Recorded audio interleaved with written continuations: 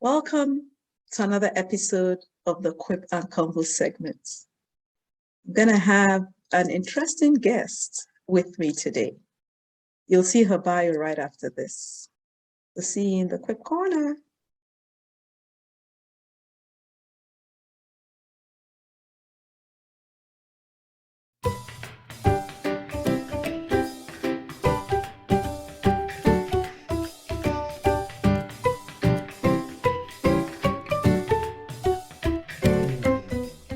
Welcome to the Quip Corner's Quip and Convo segment, Mary.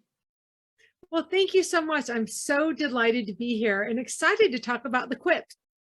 Well, thank you, because, I reached out to you and you were like, yes, I'll do this. And I was like, wow, that is so gracious of you. So thanks again. Well, thank you. Well, you're so kind in your invitation. How could I say no? I mean, now I met you on Zoom and you were so charming. I had to say yes. Oh, wow. You have so many kind words. I think I need to have you in the Quip Corner often so I just hear more and more of these kind words. So with the list of quips I sent to you, and yes, like you, I had a hard time choosing which ones to even send to you.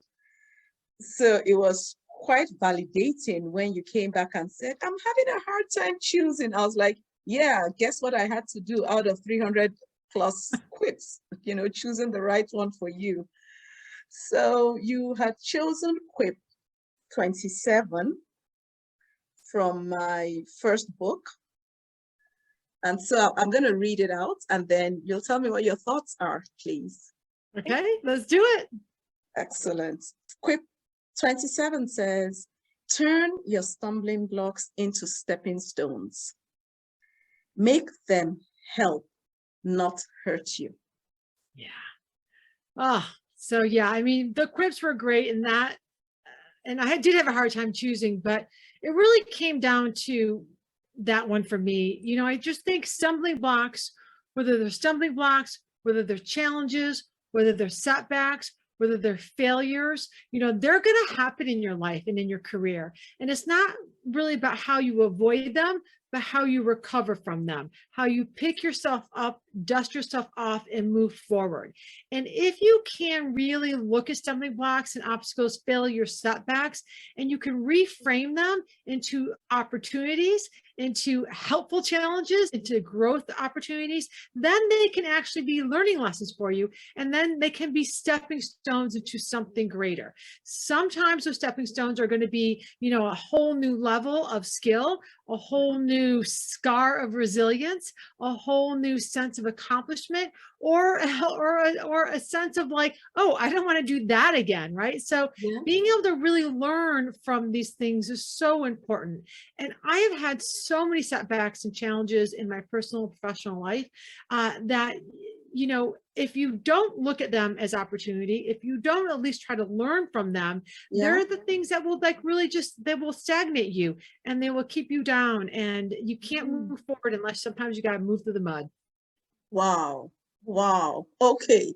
So that was a lot to pull apart, but I'm going to pull on a few strings I heard. First, you talked about not avoiding them. Yeah. So let's dig into that a bit. Are there people who try and avoid stumbling blocks? Yeah, I think they do. I think if you see a stumbling block as something that's a challenge, or even sometimes it's something, oh, I can't do that. That's beyond me. That's too big for me. That's too hard for me. I don't know how to do that. And when we keep ourselves small, a stumbling block could be just something that feels too big for us or too hard for us. And those are the sorts of things where you kind of want to lean into them. You want to lean into some challenges. The other thing about stumbling blocks is that if you're going to try something new, if you're going to try to grow, try to do something you've never done, this is all part of having a growth mindset, then you better believe you're going to hit some stumbling blocks, right? Because you're not just going to pick up a paintbrush and become like Van Gogh, right? You're not going to start singing and become Renee Fleming. You're going to hit some stumbling blocks. So to think that you can achieve things in your life that you want to achieve without hitting stumbling blocks, I think is wrong-headed. You are going to hit stumbling blocks, and I think it's about preparing for them and getting that growth mindset around them.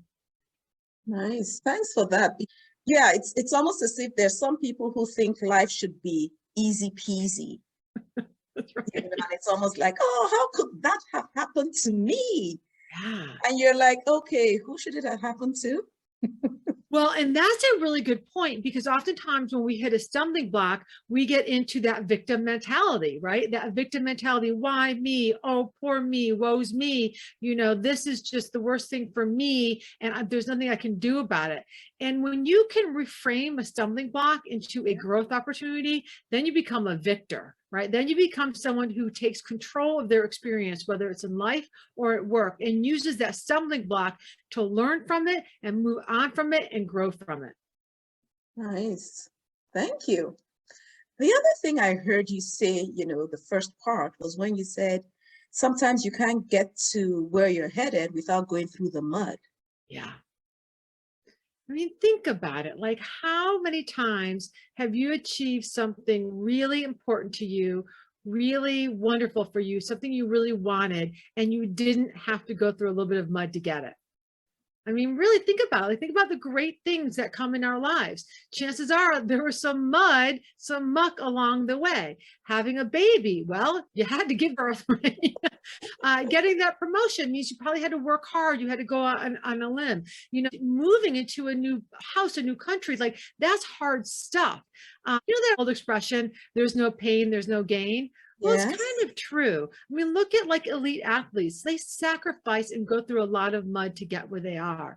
If you want to be masterful at anything, you're going to have some dark nights of the soul. You're going to have some mud that you have to go through. So I do think it's a very important element that people need to embrace instead of shirk away from. Because if we're afraid of the mud, then we're only going to stay where we are. Like, if we're afraid of crossing, the Great Divide or making a big trek that's going to be hard, well, that's great if you're happy with exactly where you are. Because if we keep doing exactly what we're doing, we're going to keep getting exactly what we have. But we want things different, more of greater, then we're going to have to put ourselves out there. And chances are that out there has a little bit of mud. Nicely put. Yeah. I've been through a lot of mud, so I know it. Yes, yes. And, just looking at all those scars and reframing them to look like stars, which they are. Well, now you're exactly right. It's all about the reframe, so when you're in something that's difficult or challenging, when you have a setback, an obstacle, then, really ask yourself, okay, first of all, what is it exactly is my obstacle here? Like, what is it? What is the setback? Is it that I can't do it? Is it that makes me unhappy? Like, what is it? Like, you got to name it to tame it. And then you want to ask yourself, well, how am I looking at this? How am I viewing this? Am I viewing this as, something that's going to derail me? Or am I viewing this as something I can actually overcome? How do I feel about this? What's the story I'm telling myself about my ability to overcome this setback? So you really want to interrogate yourself. And you also really, the art of reframing is so important. Once we can reframe it into something that is an opportunity, reframe it as something that, yeah, you know what, I can do that, then that gives us the push, the confidence to move forward into it. Your mind tells you all kinds of stories. Like, the stories we make up about what's going on are huge. Make up a new story. Really interrogate your story and be like, is that really true? Is that really true? Or am I just keeping myself small? Wow. Name it to tame it. Name it to tame it. I like that. Yeah. And it can be hard. And sometimes you'll be like, gosh darn it, I'd rather be, because sometimes, let's be honest, sometimes it feels good to be the victim. Sometimes it feels good just to be like, oh, that's too big for me. I can't do that. I'll just let that go by. And to take control of your life like that, to take control of the setbacks it can take a lot of courage. Yeah, it sure does. Wow.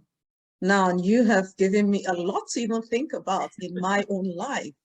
I mean, let's look at Quip Corner. Like, I'm sure not every episode was fantastic. I'm sure you've had some, technology gone awry. I'm sure you've had some stumbling blocks.